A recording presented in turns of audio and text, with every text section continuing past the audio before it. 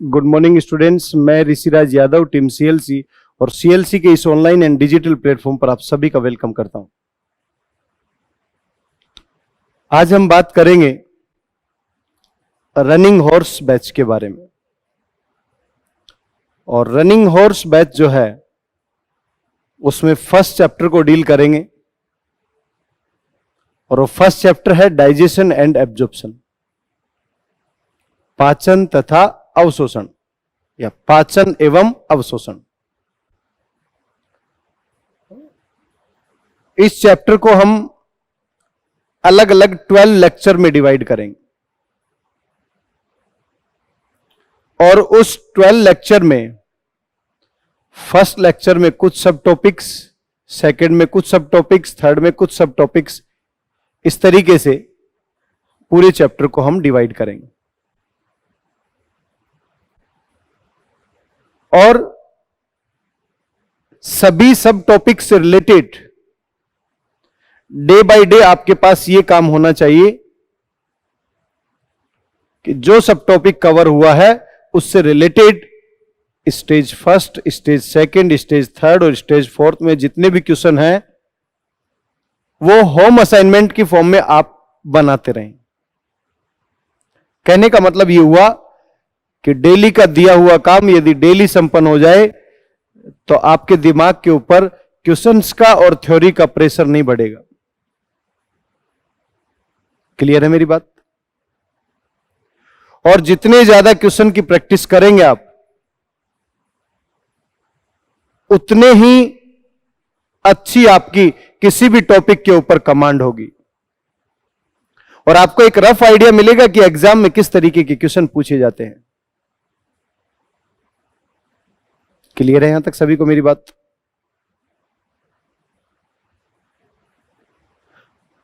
तो हम सबसे पहले है पाचन एवं अवशोषण, डाइजेशन एवं एब्जॉर्प्शन की जो बात कर रहे हैं उसमें इसके इंट्रोडक्टरी पार्ट की बात करेंगे कि डाइजेशन एंड एब्जॉर्प्शन या पाचन तथा अवशोषण इसका नेम क्यों दिया गया। इससे पहले कुछ इंफॉर्मेशन हमें पता होनी चाहिए। यदि मैं बात कहूं रोटी, कपड़ा और मकान की, तो किसी भी व्यक्ति के लिए, किसी भी मानव के लिए या ह्यूमन बीइंग के लिए रोटी, कपड़ा, मकान उसकी मूलभूत आवश्यकताएं हैं। रोटी भोजन को प्रदर्शित करती है, कपड़ा जो पहनते हैं, क्लोथिंग्स, उनको प्रदर्शित करता है और मकान लिविंग प्लेस या हैबिटेट को प्रदर्शित करता है।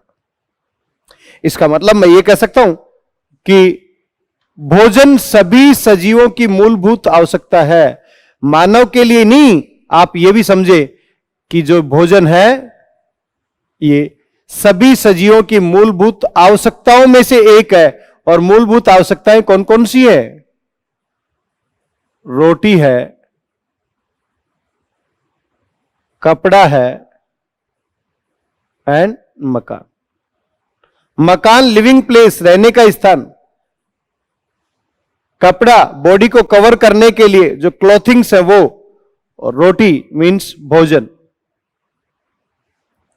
तो हम कह सकते हैं पाचन एवं अवशोषण में जिस भोजन की बात की जाएगी वो भोजन सजीवों की मूलभूत आवश्यकताओं में से एक है। उस भोजन के मुख्य अवयव क्या है, उसके कंपोनेंट क्या हैं? भोजन के मुख्य अवयव मैं ये कह सकता हूं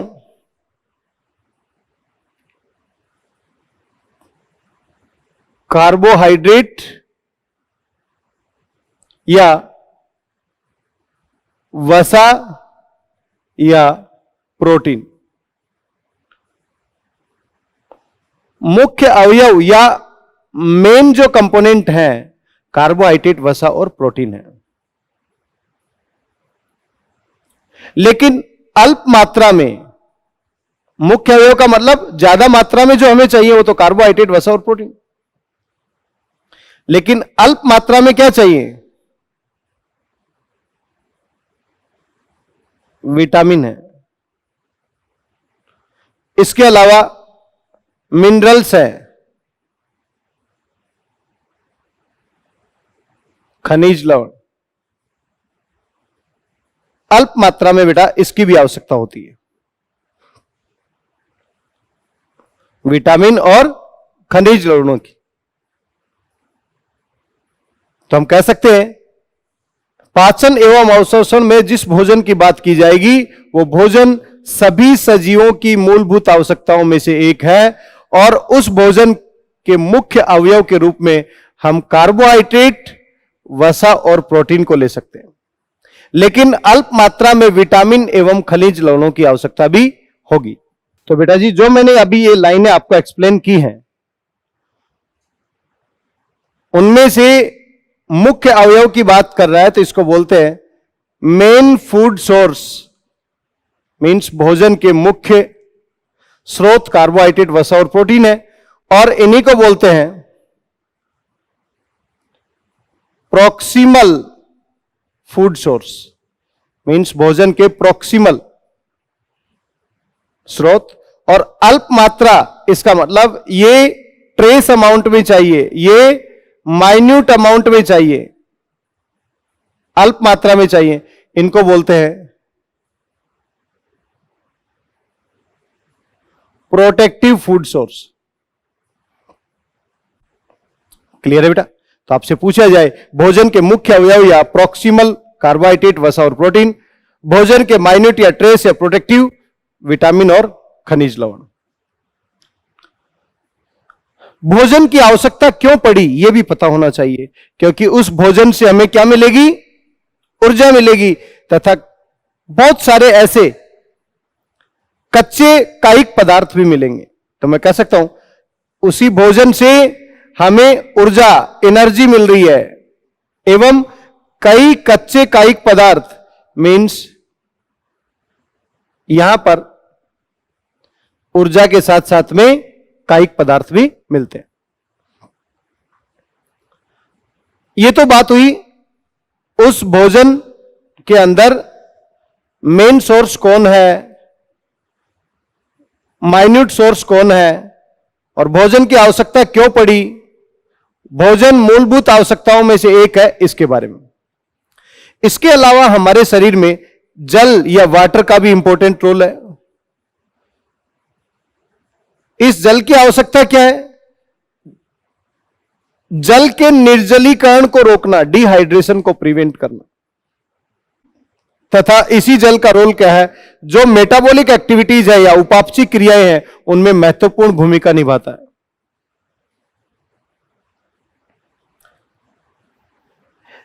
तो जल की अलग अलग डिमांड होगी शरीर में, अलग अलग सेल्स के पास अलग अलग डिमांड होगी।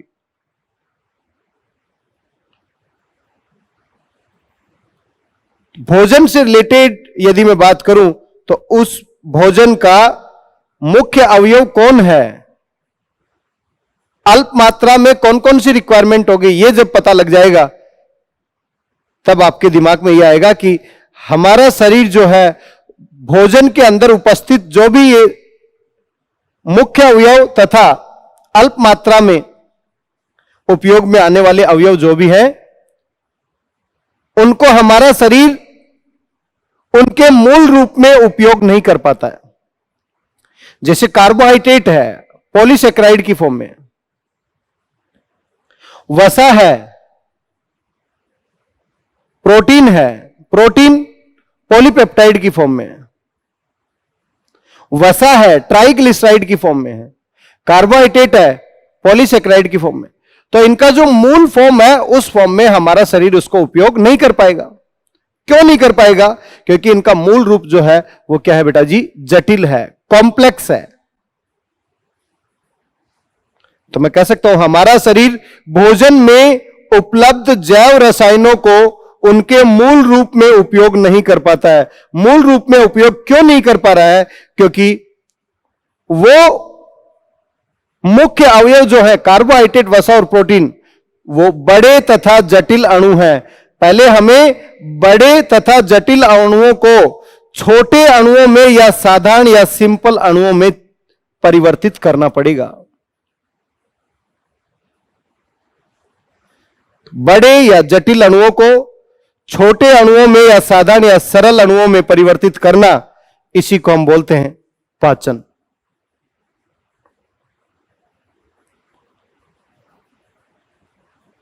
इसका मतलब डाइजेशन या पाचन वह अभिक्रिया है जिसमें बड़े तथा जटिल अणुओं को छोटे अणुओं में तथा सरल अणुओं में तोड़ा जाता है। क्यों ऐसा कर रहे हैं?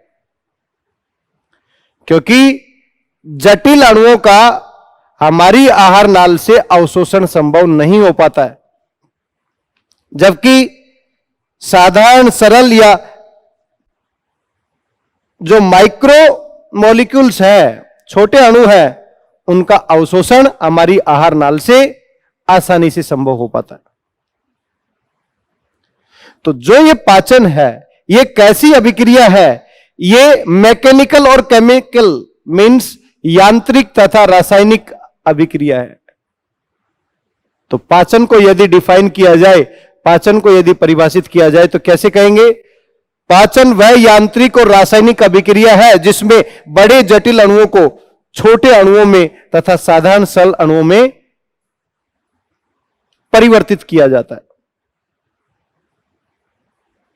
क्लियर है मेरी बात? तो आपको पता लगा होगा कि पाचन, इसका मीनिंग क्या है, और पाचन के बाद जो छोटे अणु तथा सरल या साधारण अणु मिले हैं उनका क्या किया जाएगा? आहार नाल से अवशोषण किया जाएगा। मीन्स इसीलिए इस चैप्टर का नेम क्या दिया गया है? पाचन एवं अवशोषण।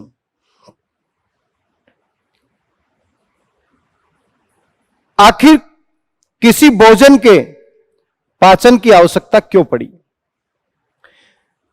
यदि हमारी मूलभूत आवश्यकताओं में से ये जो एक है भोजन, ये हमारे शरीर में नहीं जाएगा तो हमारे शरीर में ऊर्जा नहीं मिल पाएगी, और हमारे शरीर में विभिन्न क्रियाओं को संपन्न करने के लिए, चाहे वो कैसी भी क्रियाएं हैं, उन क्रियाओं को संपन्न करने के लिए ऊर्जा की आवश्यकता है। और क्रियाओं को संपन्न करने के लिए ऊर्जा की आवश्यकता होगी तो वो ऊर्जा कहां से आएगी? भोजन से आएगी। और बेटा जी, जो भोजन हमारे एलिमेंट्री कैनाल में, आहार नाल में जाएगा, उसका जैसे ही पाचन होगा, पाचन के बाद उसका अवशोषण होगा, अवशोषण होगा तो वो आहार नाल से भोजन कहां चला जाएगा? हमारे टिश्यूज के पास या ग्रुप ऑफ सेल्स के पास या कोशिकाओं के समूह के पास या कोशिकाओं के पास पहुंच जाएगा। और कोशिकाओं के पास ये मान के चल रहे हैं कि हमारे पास एक सेल के पास ग्लूकोज पहुंच गया, C6H12O6। जैसे ही ये पहुंचेगा ऑक्सीजन की प्रेजेंस में, उसके पास ऑक्सीजन भी है सेल के पास, और ग्लूकोज भी पहुंच गया, इसका ब्रेकडाउन होते ही क्या बनेगा? CO2 plus H2O plus energy. इसका मतलब उस भोजन का पूर्ण ऑक्सीकरण होने से जो एनर्जी या ऊर्जा मिलेगी, यही ऊर्जा शरीर की विभिन्न कोशिकाओं को या विभिन्न अंगों को कार्य करने के लिए उपयोग में लाई जाती है। समझ में आया बेटा जी? यहां तक ये इसका इंट्रोडक्टरी पार्ट है। इस चैप्टर में हम क्या क्या स्टडी करेंगे तो मैंने यहां पर नोट किया है। पाचन तंत्र, भोजन का पाचन, पचित उत्पादों का अवशोषण, पाचन तंत्र के विकार और अनियमितताएं, इन सब के बारे में डिस्कशन करेंगे। तो जिसमें पहला पॉइंट है पाचन तंत्र। पाचन तंत्र में किसको सम्मिलित किया गया है? पाचन तंत्र में आहार नाल तथा सहायक ग्रंथियां हैं, उनको सम्मिलित किया गया है। क्लियर है मेरी बात? तो नोट करें बेटा यहां तक। अभी तक जितनी भी मैंने बातें की हैं, एक बार मैं उनको दोहरा देता हूं। सबसे पहला पॉइंट मैंने बताया कि भोजन जो है, तो भोजन को यदि कंपेयर करें रोटी, कपड़ा और मकान से, तो रोटी, कपड़ा, मकान क्या है? सजीव की मूलभूत आवश्यकता है। तो उनमें से रोटी जो है भोजन को प्रदर्शित कर रही है। इसका मतलब सभी सजीवों की मूलभूत आवश्यकताओं में से एक मूलभूत आवश्यकता भोजन है। भोजन में दो तरीके के अवयव है, एक मुख्य अवयव है और एक अल्प मात्रा में चाहने वाले अवयव। मुख्य अवयव में कार्बोहाइड्रेट, वसा और प्रोटीन को सम्मिलित किया गया है। अल्प मात्रा में जो चाहेंगे वो क्या है, विटामिन और खनिज लवण। मुख्य रूप में जो अवयव है उनको बोलते हैं प्रोक्सिमल फूड सोर्स, और अल्प मात्रा में चाहते हैं उनको बोलते हैं माइन्यूट या प्रोटेक्टिव फूड सोर्स। भोजन की आवश्यकता क्यों पड़ी? क्योंकि इस भोजन का पाचन होगा और अवशोषण होगा, तो उसके बाद उससे भोजन से ऊर्जा मिलेगी तथा कई कच्चे कायिक पदार्थ मिलेंगे, और यह ऊर्जा शरीर की विभिन्न कोशिकाओं को या विभिन्न अंगों को कार्य करने के लिए उपयोग में लाई जाती है। इसके अलावा जल का रोल क्या है? शरीर में निर्जलीकरण को रोकना तथा उपापचय क्रियाओं में महत्वपूर्ण भूमिका निभाना। हमारा शरीर भोजन में उपलब्ध जैसे जैसे ये रसायन है, जैसे जैसे ये बायोकेमिकल्स है या जैव रसायन है या मुख्य अवयव है या अल्प मात्रा में चाहने वाले अवयव है, उनका मूल रूप में उपयोग हमारा शरीर नहीं कर पाता है। इसलिए जो भी बड़े जटिल अणु हैं उनको छोटे अणुओं में या साधारण या सिंपल अणुओं में परिवर्तित किया जाता है। किसके द्वारा? मैकेनिकल और केमिकल मीन्स यांत्रिक तथा रासायनिक प्रक्रिया के द्वारा। तथा इस पूरे चैप्टर में हम बात करेंगे पाचन तंत्र, भोजन का पाचन, पचित उत्पादों का अवशोषण, पाचन तंत्र के विकार और अनियमितताओं के बारे में। सबसे पहला पॉइंट क्या है? पाचन तंत्र, आहार नाल एवं सहायक ग्रंथियां, इन दोनों को यदि हम जोड़ दे तो उसी को क्या बोलते हैं बेटा जी? पाचन तंत्र। तो पहला पॉइंट हेडिंग लगाएं, पाचन तंत्र से संबंधित बात करेंगे।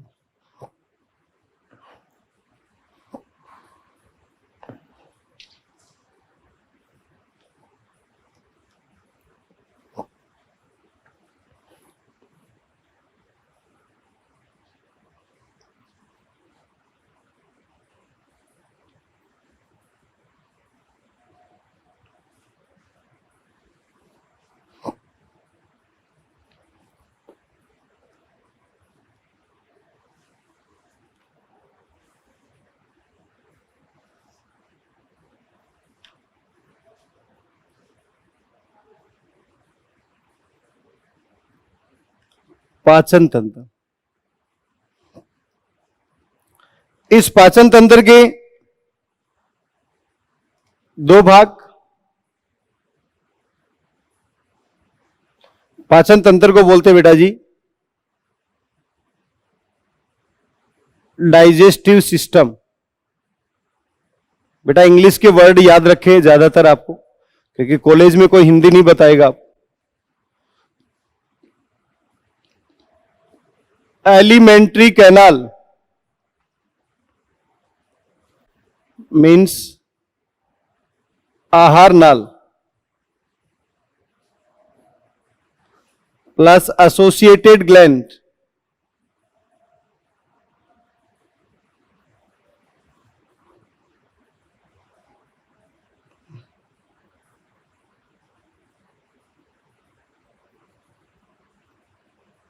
सहायक संलग्न ग्रंथियां।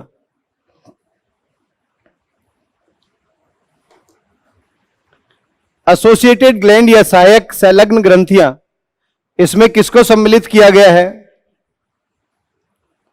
First, second, third, fourth. First जो है उसे हम बोल रहे हैं बेटा जी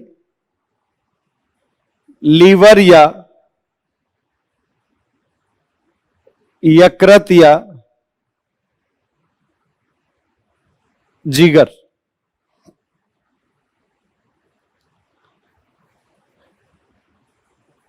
या इसी को बोलते हैं कलेजी। सेकंड,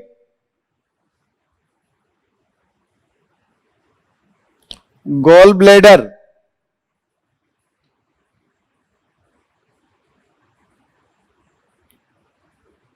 पीताशय। थर्ड,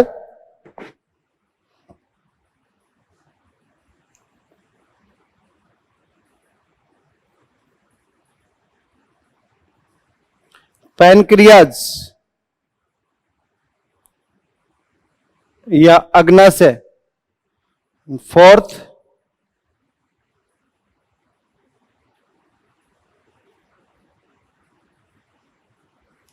सलाइवरी ग्लैंड्स या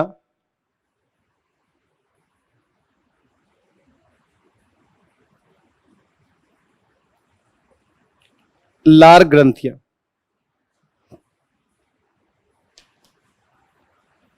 मीन्स पाचन तंत्र में जो एसोसिएटेड एक्सेसरी ग्लैंड्स है या एसोसिएटेड ग्लैंड्स जो हैं, सहायक ग्रंथियां जो उससे संलग्न पार्ट है, किससे संलग्न है? आहार नाल से। उसमें किस किस को सम्मिलित किया गया है? यहां पर लीवर। हमारे शरीर की सबसे बड़ी ग्रंथि है ये लीवर।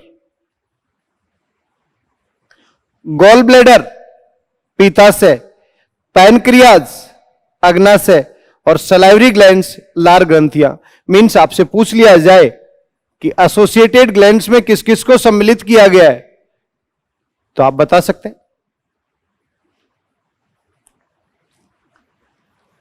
ठीक है बेटा, नोट करें इसको।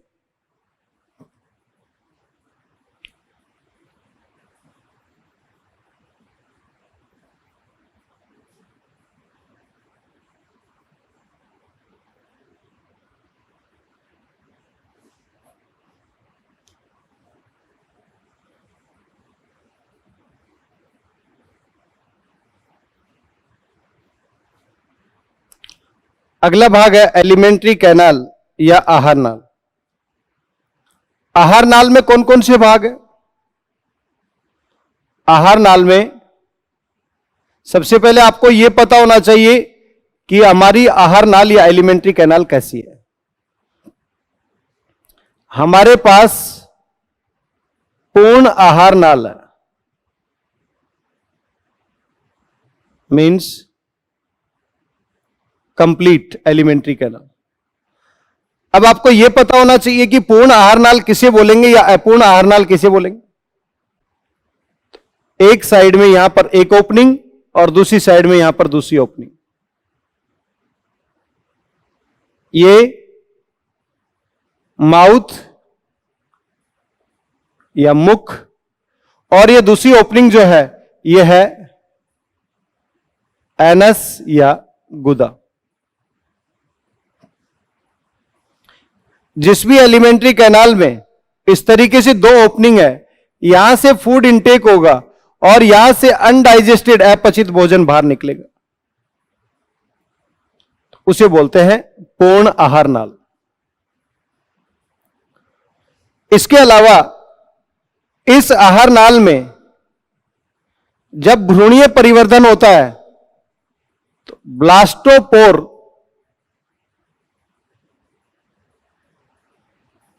गैस्ट्रुला अवस्था में ब्लास्टोपोर का निर्माण होता है। भ्रूणीय परिवर्धन के दौरान गैस्ट्रुला जो स्टेज होती है उसमें ब्लास्टोपोर का निर्माण होता है। अब इस ब्लास्टोपोर से माउथ और एनस, इस ब्लास्टोपोर से यदि माउथ का फॉर्मेशन फर्स्ट हुआ है और एनस का फॉर्मेशन लेटर या लास्ट हुआ है, मींस मुख का निर्माण पहले और एनस का निर्माण बाद में, तो ऐसे जितने भी जंतु हैं उनको बोलते हैं प्रोटोस्टोमिया।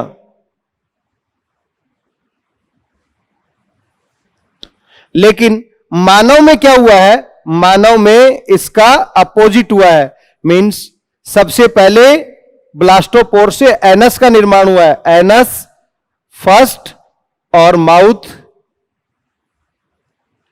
लेटर या लास्ट, मींस गुदा का निर्माण पहले तथा मुख का निर्माण बाद में।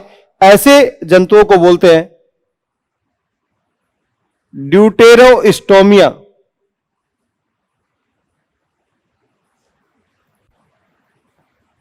तो आपको यह भी पता होना चाहिए कि एलिमेंट्री कैनाल कंप्लीट है या इनकंप्लीट है, उसका मीनिंग क्या है। जो मैंने बताया, मानव के अंदर पूर्ण आहार नाल पाई जाएगी, जो अग्र मुख से प्रारंभ होकर पश्च भाग पर गुदा द्वार के द्वारा खुलती है।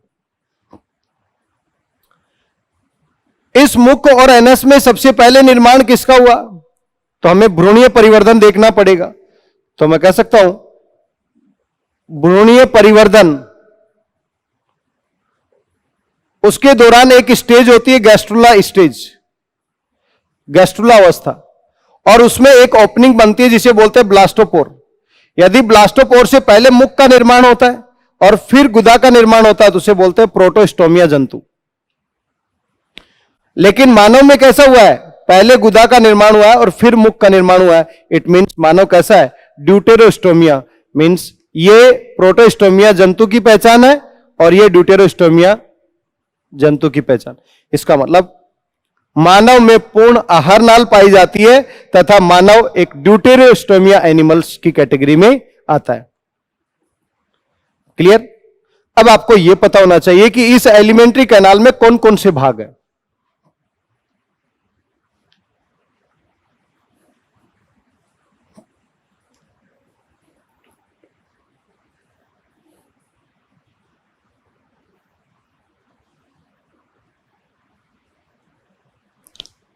आहार नाल के भाग। अग्र भाग अभी मैंने आपको बताया, कहां से प्रारंभ है? मुख, माउथ। मुख से प्रारंभ होगा। यह मुख कहां पर खुलेगा? मुख गुहा के अंदर, जिसे हम बोल रहे हैं ओरल कैविटी। इस मुख गुहा के अंदर क्या पाए जाते हैं? टीथ या दांत पाए जाते हैं।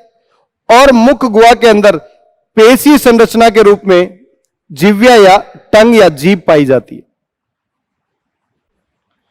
मुख गुहा कहां पर खुलती है? ग्रसनी भाग में, जिसे हम बोलते हैं फेरिंग्स। और यह फेरिंग्स एयर के लिए और फूड के लिए कॉमन भाग है, उभयनिष्ठ भाग है, जहां पर एयर और फूड आपस में एक दूसरे को क्रॉस करते हैं। मुख गुहा में खुलेगा। मुख गुहा ग्रसनी में खुलेगी। ग्रसनी ग्रेसिका या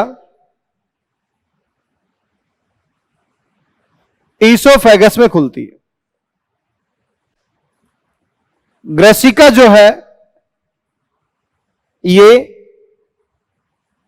आमाशय में, और ये आमाशय जिसे हम बोल रहे हैं स्टमक, ये आहार नाल का सबसे चौड़ा भाग है बेटा। आमाशय इस तरीके से जे शेप में दिखाई देगा। आमाशय छोटी आंत में खुलता है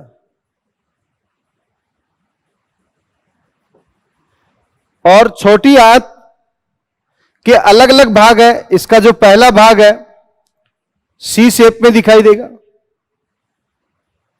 दूसरा भाग और तीसरा भाग।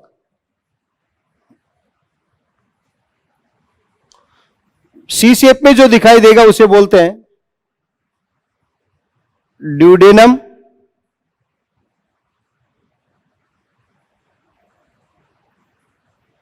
Jejunum and ileum.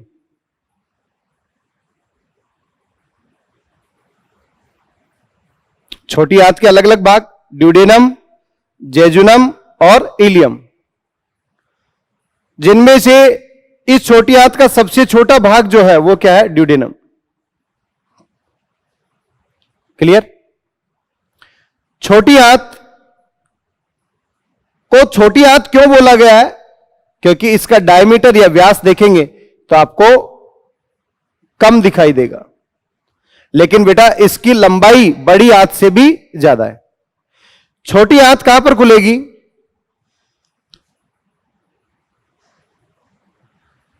बड़ी आंत में। बड़ी आंत के भी अलग अलग भाग। बड़ी आंत का मतलब है उसका डायमीटर ज्यादा होगा, लेकिन उसकी लेंथ या लंबाई छोटी आंत से भी छोटी होगी। इस बड़ी आंत के भी अलग अलग भाग।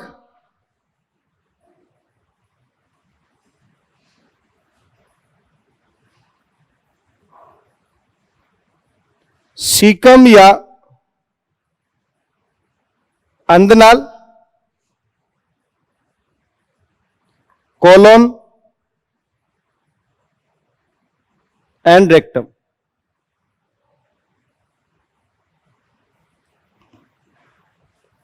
और ये रेक्टम फाइनली एनस और एनल ओपनिंग के थ्रू बाहर खुलेगा।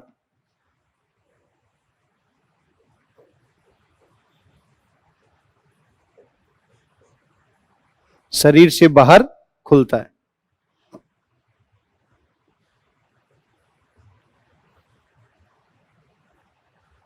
तो देखिए बेटा, एलिमेंट्री कैनाल या आहार नाल के कौन कौन से भाग होंगे? प्रारंभ में सबसे पहला भाग मुख। मुख गुहा में खुलेगा। मुख गुहा ग्रसनी या फेरिंग्स पार्ट में। फेरिंग्स पार्ट इसोफेगस या ग्रेसिका भाग में। और ग्रेसिका पार्ट आमाशय में। आमाशय छोटी आंत जिसे हम बोलते हैं स्मॉल इंटेस्टाइन।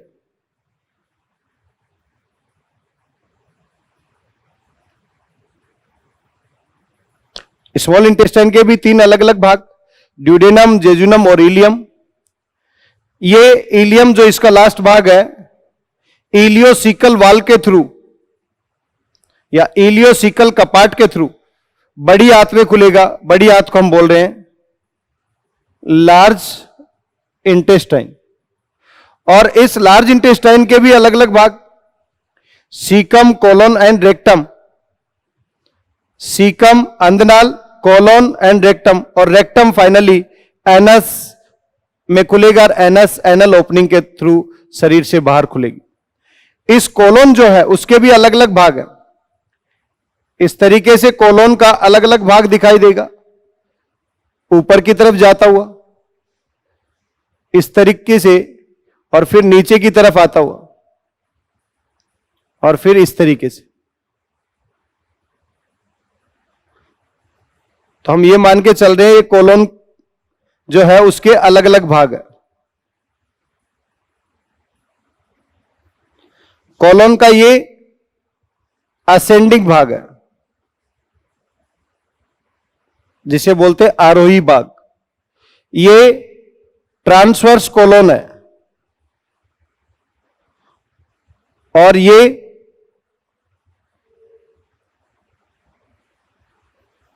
डिसेंडिंग या अवरोही कोलोन है। और ये जो पार्ट आपको दिखाई दे रहा है इसको बोलते हैं sigmoid colon.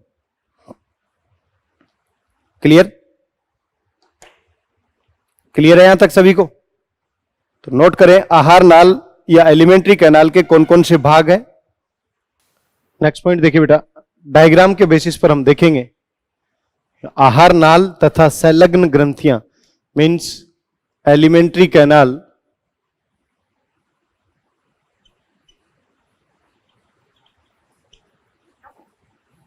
And associated glands.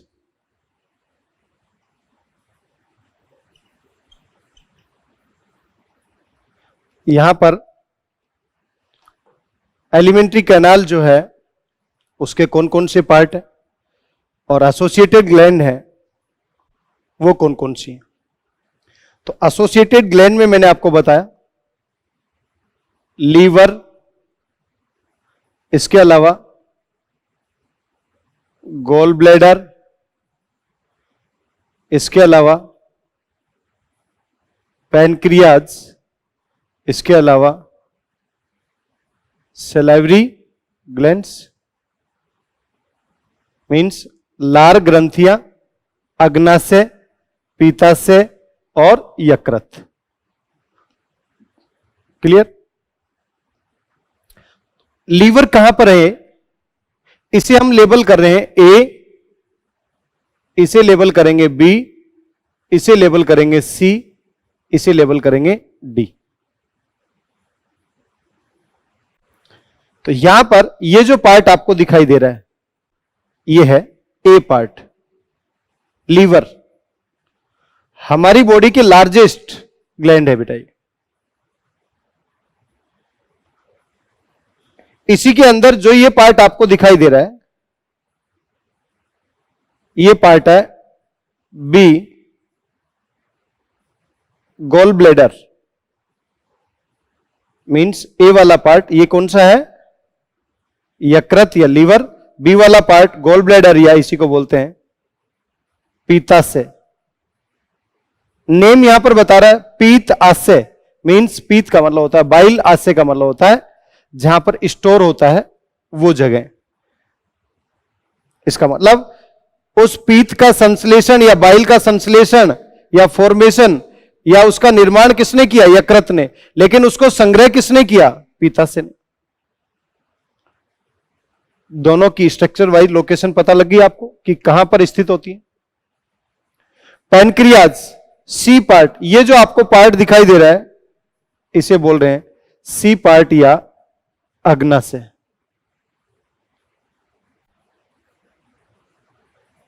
और सलाइवरी ग्लैंड डी पार्ट, इस डी पार्ट के D1, D2 और D3 पार्ट कर लेते हैं हम। यहां पर आपको दिखाई देंगे ये D1, ये D2 और ये जो पार्ट आपको दिखाई दे रहा है ये है D3। D1 क्या है? सलाइवरी ग्लैंड या लार ग्रंथियां 1, 2, 3 ये क्या है बेटा जी? लार ग्रंथियां। और ये लार ग्रंथियां मानव में 3 जोड़ी होती हैं।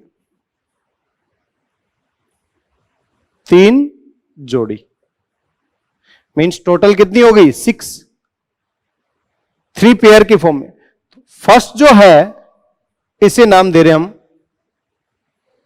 पैरोटिड। सेकंड जो है उसे नाम दे रहे हम सब मैंडिबुलर।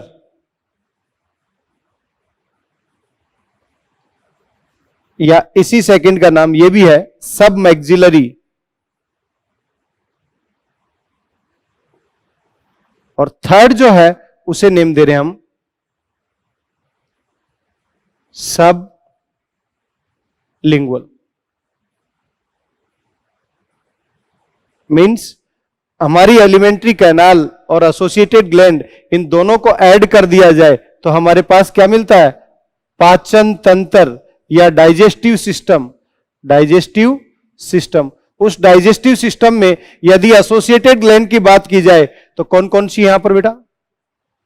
शरीर की सबसे बड़ी ग्रंथि लीवर, ये इसी के पास में क्या है? गॉल ब्लैडर, पैनक्रियाज ये, और सलाइवरी ग्लैंड 3 जोड़ी की फॉर्म में है पैरोटिड, सब मैंडिबुलर, सब लिंगुअल। सब लिंगुअल को बोलते हैं अधोजिह्वा, जीभ के नीचे। सब मैंडिबुलर मीन्स जहां पर मैंडिबल्स हैं, जहां पर जो है उन जो का जो जंक्शन पॉइंट है उसके पास इसकी लोकेशन होगी। और पैरोटिड कर्णपूर्व मीन्स ईयर के पास में इसकी लोकेशन होगी। क्लियर है बेटा? यदि आपसे पूछा जाए इन 3 जोड़ी में सबसे बड़ी कौन सी है? सबसे बड़ी है पैरोटिड। सबसे छोटी कौन सी है? सबलिंगुअल। तो मैं कह सकता हूं फर्स्ट डी फर्स्ट का साइज सबसे बड़ा, डी सेकंड का साइज उससे छोटा और डी थर्ड का साइज सबसे छोटा। क्लियर? क्लियर है बेटा यहां तक? तो एसोसिएटेड ग्लैंड्स ये हैं, उनकी लोकेशन डायग्राम के बेसिस पर अब आप देख सकते हैं।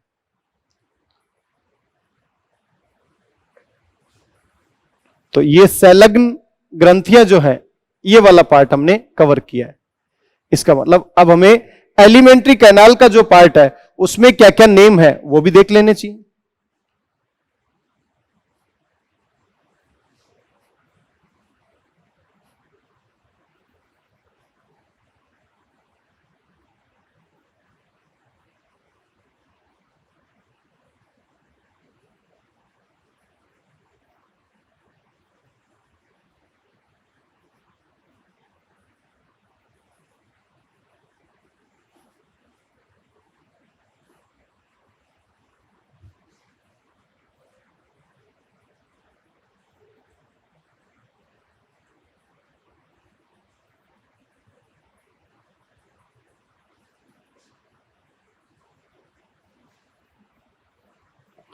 देखिए बेटा, एलिमेंट्री कैनाल में कौन कौन से पार्ट,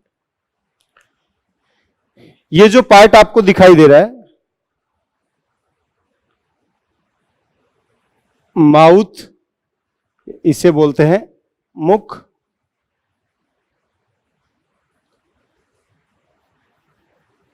मुख गुहा में खुलता है, इसका मतलब ये क्या है, मुख गुहा, या मैं कह सकता हूं बक्कल कैविटी।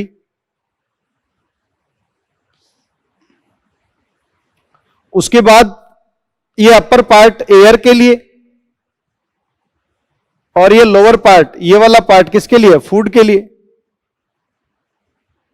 फूड और एयर के लिए जो कॉमन पार्ट होगा ये वाला पार्ट,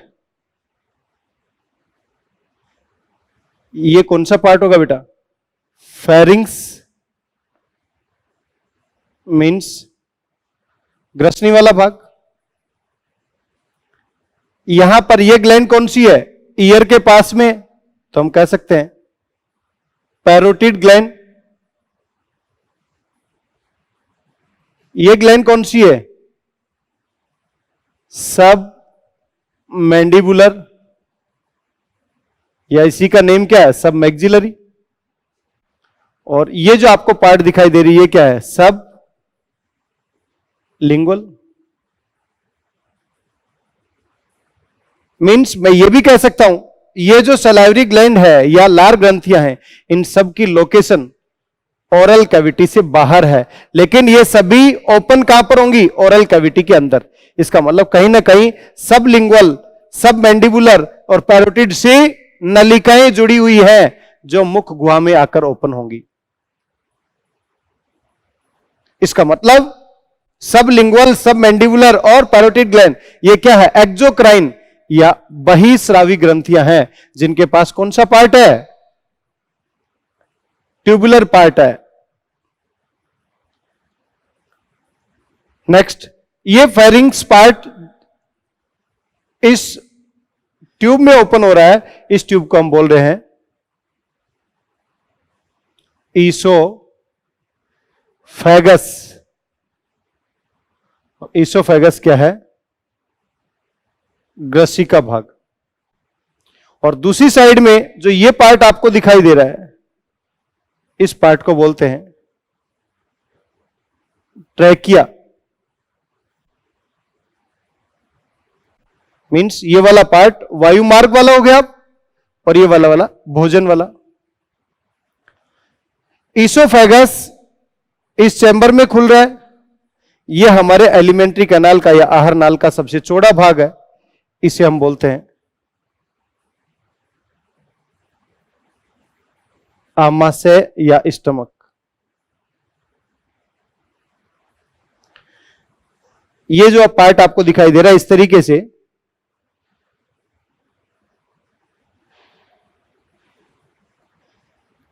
ये पार्ट कार्डियक, ये वाला पार्ट फंडस, ये मेन बॉडी, और ये पाइलोरिक। यहां पर भी एक स्फिंक्टर और यहां पर भी एक स्फिंक्टर लगा हुआ है। C4 कार्डियक भाग, आमाशय का कार्डियक भाग। F4 फंडस भाग। B4 मेन बॉडी और P फॉर पाइलोरिक। मीन्स मैं ये कह सकता हूं सबसे चौड़े भाग के अंदर अलग अलग भाग है, first cardiac, second fundus, third main body and fourth pyloric. और इसके दोनों साइड में, इस साइड में और इस साइड में, यहां पर क्या लगा हुआ है? अवरोधिनी या स्फिंक्टर। ये जो स्फिंक्टर लगा हुआ है और ये स्फिंक्टर दोनों हमारी इच्छा शक्ति के अनुसार कंट्रोल नहीं होते हैं। इसका मतलब क्या है? ये इनवॉलेंट्री है, अनैच्छिक है। कैसे प्रकार के हैं बेटा जी? अनैच्छिक। इसको बोलते हैं oesophageal cardiac sphincter. Oesophageal cardiac sphincter या ईसोफेजियल गैस्ट्रिक स्फिंक्टर क्यों नेम दिया गया? ईसोफेगस का पार्ट इस कार्डियक पार्ट में ओपन हो रहा है, ये ईसोफेजियल कार्डियल स्फिंक्टर। और इसे हम नेम देते हैं पाइलोरिक स्फिंक्टर। जैसे ही बेटा जी भोजन मुख से मुख गुहा से इस ग्रसनी वाले पार्ट में और ईसोफेगस में आएगा। ईसोफेगस से जैसे ही ये ईसोफेगस कार्डियक स्फिंक्टर ओपन होगा तो ये भोजन यहां पर आ गया और यहां पर 4 से 5 घंटे तक वो भोजन स्टे करेगा, 4 to 5 आवर तक। 4 से 5 घंटे रुकने के बाद में ये स्फिंक्टर ओपन होगा, फिर ये भोजन आगे की तरफ गति करेगा। तो आपको यह भी पता होना चाहिए कि हमारी एलिमेंट्री कैनाल का सबसे चौड़ा भाग कौन सा है। और इसी भाग के अंदर आमाशय भाग की बात कर रहा हूं, इसके अंदर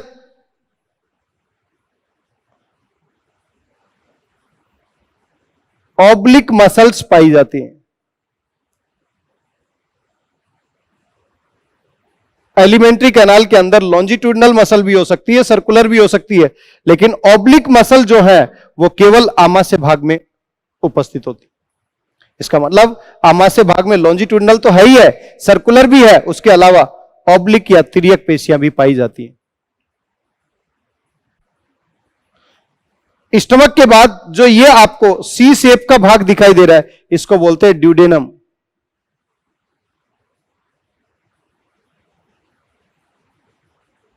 ग्रहणी वाला भाग। भोजन का मैक्सिमम पाचन जो होगा इसी भाग में होगा। इसके बाद ये कुंडलित संरचना जो आपको दिखाई दे रही है, इसे बोलते हैं जेजुनम भाग। बेटा यही शब्द याद रखें, ड्यूडेनम और जेजुनम। ड्यूडेनम में मैक्सिमम डाइजेशन हुआ, मैक्सिमम पाचन हुआ, लेकिन जेजुनम भाग में मैक्सिमम एब्जॉर्प्शन मींस अत्यधिक अवशोषण संभव हो पाएगा। और इसी का ये जो लास्ट पार्ट आपको दिखाई दे रहा है, इसे बोलते हैं इलियम। और ड्यूडेनम, जेजुनम और इलियम, ड्यूडेनम, जेजुनम और इलियम, ये जो है ये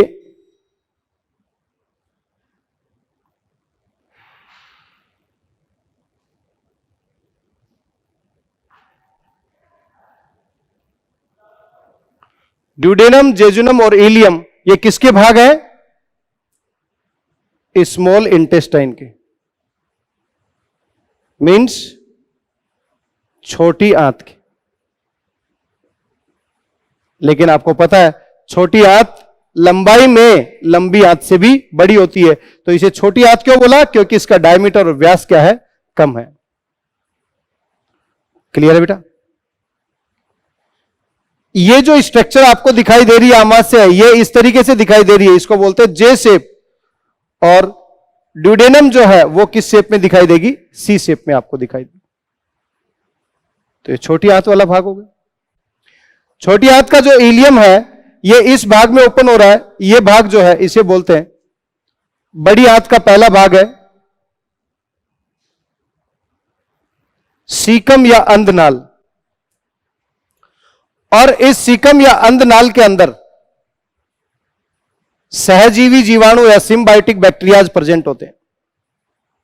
और इसका ये अंगुली नुमा भाग जो आपको दिखाई दे रहा है, इसको बोलते हैं बेटा वर्मीफोर अपेंडिक्स या परिशेषी का भाग, जो मानव में अवशेषी होता है।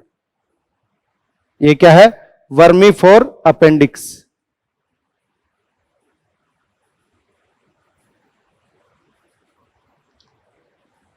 छोटी आंत बड़ी आंत में जब खुलेगी तो यहां पर एक वाल्व प्रेजेंट होता है, इलियोसिकल वाल्व, और जैसे ही भोजन इलियम से सीकम में एंटर कर जाएगा, अब सीकम से ये जो पार्ट है ये कोलोन का है, ascending colon, transverse colon, descending colon, sigmoid colon, और ये रेक्टम, और फाइनली ये क्या है? एनस, जो एनल ओपनिंग के थ्रू ओपन होगा। इसका मतलब लार्ज इंटेस्टाइन, लार्ज इंटेस्टाइन के कौन कौन से part? Caecum, colon and rectum. Caecum, colon and rectum. Colon के भी कौन कौन से भाग? असेंडिंग, ट्रांसवर्स, डिसेंडिंग और सिग्मोइड कोलोन। क्लियर है बेटा यहां तक? तो अब हम कह सकते हैं एलिमेंट्री कैनाल में कौन कौन से पार्ट इंक्लूड किए गए हैं, और एसोसिएटेड ग्लैंड में किस किस को इंक्लूड किया गया है। एसोसिएटेड ग्लैंड में ये यहां पर पैरोटिड, सब मैंडिबुलर, सब लिंगुअल, ये क्या है? Salivary gland, liver, gall bladder and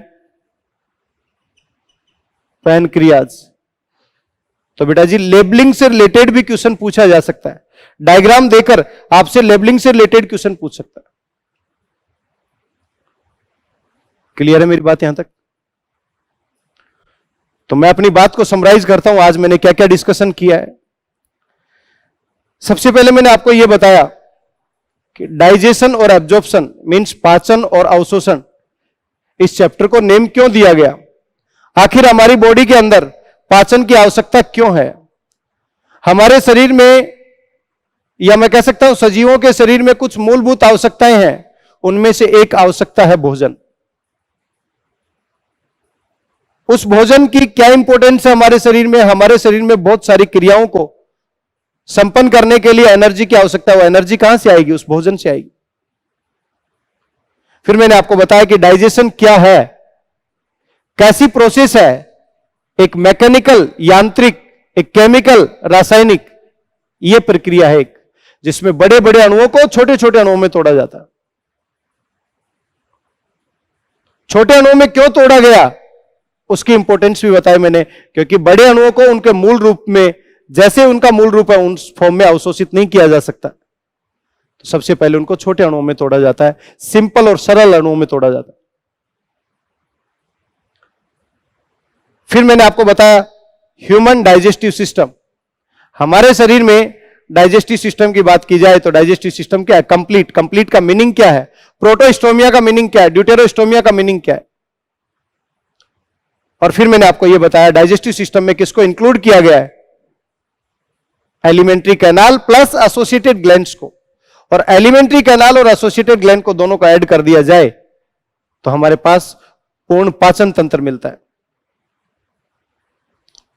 alimentary canal के कौन कौन से भाग हैं और एसोसिएटेड ग्लैंड में किस किस को सम्मिलित किया गया है, उसको हमने थ्योरेटिकल पार्ट में भी देखा और डायग्रामेटिक फॉर्म में भी देखा। तो नेक्स्ट क्लास में अब हम डिस्कस करेंगे बेटा। नेक्स्ट क्लास में जब मैं बात करूंगा तब मैं आपको बताऊंगा कि एलिमेंट्री कैनाल का सबसे पहला पार्ट माउथ, फिर ओरल कैविटी, फिर फेरिंग्स, फिर इसोफेगस, फिर स्टमक। इनको स्ट्रक्चर वाइज देखेंगे कि माउथ में कौन कौन सी स्ट्रक्चर प्रेजेंट है, ओरल कैविटी में कौन कौन सी स्ट्रक्चर प्रेजेंट है।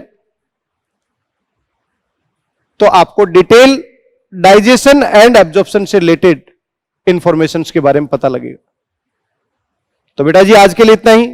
टीम सीएलसी लगातार आपके लिए मेहनत कर रही है, आप भी इसी तरीके से मेहनत करेंगे तो आपको सक्सेसफुल रिजल्ट मिलेंगे। Wish you all the best and thank you so much.